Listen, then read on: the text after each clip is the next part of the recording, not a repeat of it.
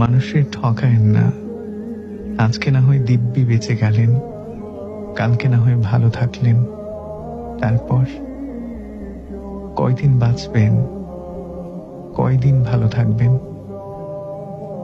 কিছু জিনিসের হিসাব দুনিয়াতেই মিলায় দেওয়া হয়, আর নইলে পরকালে তো আছেই। আপনি বিশ্বাস করেন আর না করেন, হিসাব মিলায় দেওয়া হবেই। কাউরে 10 টাকা ঠকায়া বাসায় এসে ঘুম দিলেন, ভুলে গেলেন সব। বছর 5 পরে এমন এক কঠিন অসুখ হবে, 10 লাখেও সারবে না। কারোর সাথে প্রতারণা করে তারে তীব্র কষ্ট দিয়ে হাসতে হাসতে চলে গেলেন। যে কষ্ট পাইল সে ঠিকই একদিন ভালো থাকবো। ভালো থাকবো কারণ সে আপনার মতো অমানুষের হাত থেকে বেঁচে গেছে। কিন্তু আপনি ভালো থাকবেন না, বিশ্বাস করেন।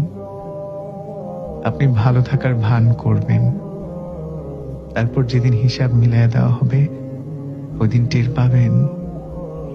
পাবেন অন্যায় করে কেউ পার পায় না, কেউ না। অনেক বড় বড় ক্ষমতাধর আর বিত্তশালীরা অন্যায় করে পার পায় নাই। আপনি কোথায় পালাবেন, কোথায় লুকাবেন? গোটা পৃথিবীর কাছ থেকে পালানোর পর দেখবেন নিজের কাছ থেকে আর পালাতে পারছেন না। অমানুষের সবচেয়ে বড় শাস্তি এটাই। শেষমেশ সে টের পায় সে একটা অমানুষ।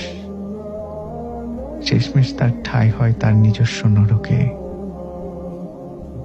শেষমেশ তার ঠাঁই হয় তারই নিজস্ব নরকে।